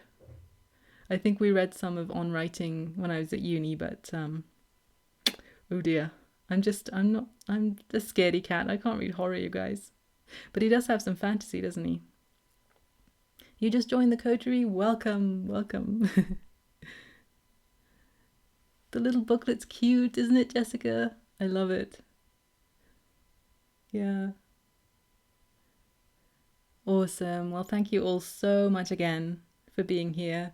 And thank you for the stories you write. And thank you for being creators. And thank you for listening to your muses. And thank you for listening to me for 2 hours. But yeah, I'll end it here, and I will catch you in the next one. Good night, you guys.